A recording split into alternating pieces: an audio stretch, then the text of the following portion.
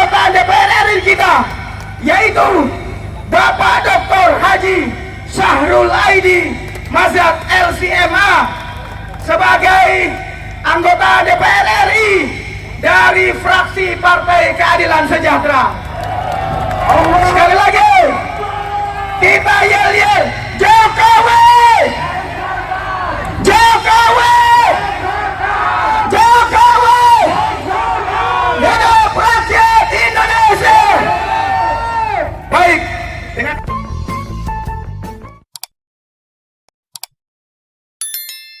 hormat kami persilahkan kepada Bapak untuk menyambut aspirasi rakyat Indonesia yang menginginkan agar hak angket segera digulirkan, agar supaya segala bentuk kecurangan pemilu yang mencederai demokrasi kita segera terungkap. Bahkan campur tangan Jokowi dan kroni-kroninya bisa segera diungkap dan segera diadili oleh rakyat Indonesia. Sepakat? Termasuk harga-harga kebutuhan rakyat yang meningkat dan langka. Kita berharap ada komitmen kerakyatan dari anggota DPR RI terhadap situasi rakyat dan situasi bangsa kita hari ini. Lengsarkan! Lengsarkan! Lengsarkan! Baik, dengan hormat kami persilakan. Baik, Assalamualaikum warahmatullahi wabarakatuh.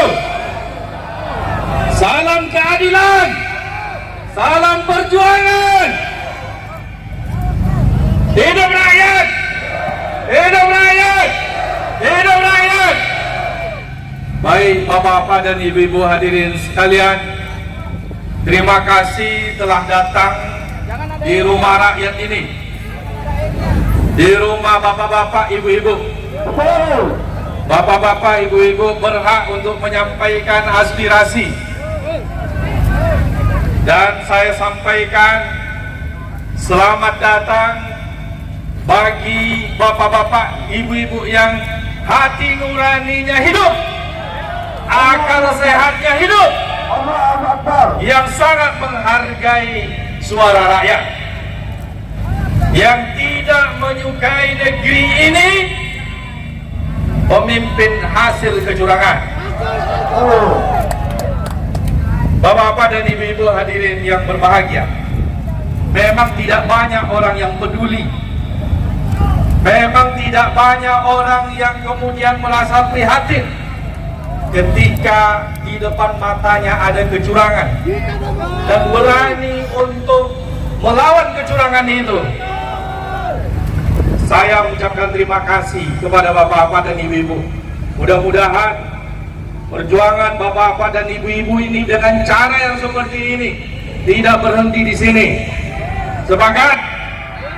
Kami di DPR akan melakukan perjuangan kami dengan cara yang sesuai dengan konstitusi yang telah diberikan oleh undang-undang. Bapak-bapak dan ibu-ibu sekalian, bahkan banyak para pakar mengatakan, para rektor, guru-guru besar sudah bersuara. Orang yang tidak punya kepentingan dengan politik sudah bersuara. Puluhan bahkan ratusan sudah bersuara bahwa terjadi kejanggalan dalam proses pemilu tahun 2024. Bahkan politisi juga sudah mengatakan bahwasanya pemilu kali ini adalah pemilu yang sangat barbar. Pemilu kali ini adalah pemilu yang sangat buruk. Banyak kepala desa yang mengadu kepada kami sendiri.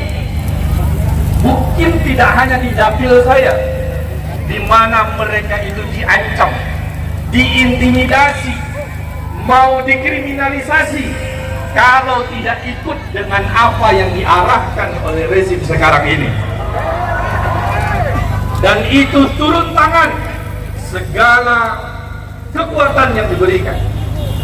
Belum lagi kita tahu bagaimana coba bansos yang dikucurkan menjelang pemilu ini di tahun 2024 ini lebih besar daripada bansos ketika pandemik, ketika COVID melanda Indonesia.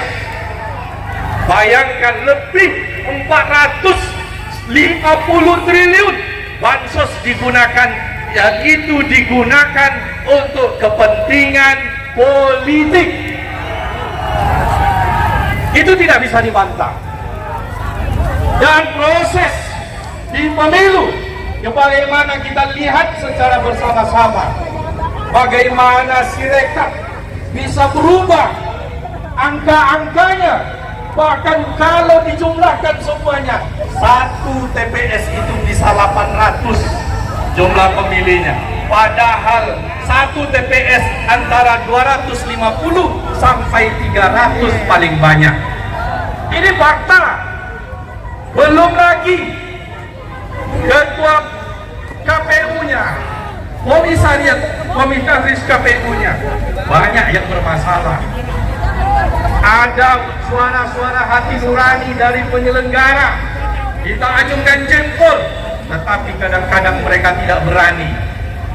Macam-macam yang digunakan untuk bagaimana suara dimanipulasi. Tentu bagi bapak-bapak dan ibu-ibu yang punya hati nurani tidak bisa diam melihat ini. Ini bukan masalah kalah dan menang, tetapi ini adalah masalah prosesnya. Prosesnya berlaku adil dan jujur tidak. Ini bukan masalah kalah dan menang. Kita siap kalah dan siap menang, tetapi ketika kalah harus yang menang harus dengan yang jujur. Ada ungkapan Bapak Refli Harun mengatakan, saya tidak rela dipimpin oleh pemimpin hasil kecurangan. Nah, oleh karena itu Bapak Ibu hadirin yang berbahagia, secara konstitusi DPR bisa melakukan pengawasan terhadap pelaksanaan pemilu 2024 ini, di mana yaitu bisa DPR ini mengajukan hak angket.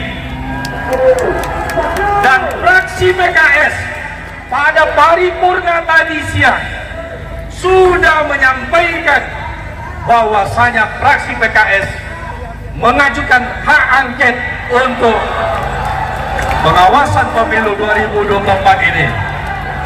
Begitu juga diikuti dengan PKB, begitu juga diikuti dari fraksi PDI Perjuangan.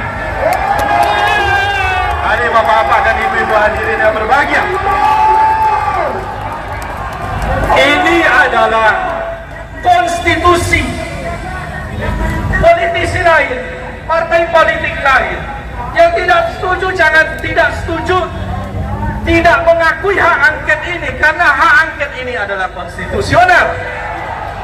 Hak angket ini kita sepakati bersama ketika kita membuat undang-undang. Kenapa harus alergi dengan hak angket? Kalau orang tidak salah, tidak akan takut. Betul tidak? Maka hak angket ini akan berproses. Mudah-mudahan partai-partai yang lain, bahkan kita katakan partai yang sekarang berkoalisi, kalau punya hati nurani, ketika melihat kecurangan jangan takut untuk digulirkannya angket. Apalagi DPR ini salah satu tugasnya adalah melakukan pengawasan. Kalau pemerintah ini tidak diawasi, maka dia akan berbuat semena-mena. Kami berada di sini ditunjuk oleh bapak-bapak dan ibu-ibu sebagai wakil daripada bapak-bapak dan ibu-ibu adalah untuk mengawasi dan memastikan pemerintah menjalankan tugasnya sesuai dengan undang-undang. Dan undang-undang mengamanahkan bahwasanya pemilu harus dilakukan secara jurdil, jujur dan adil.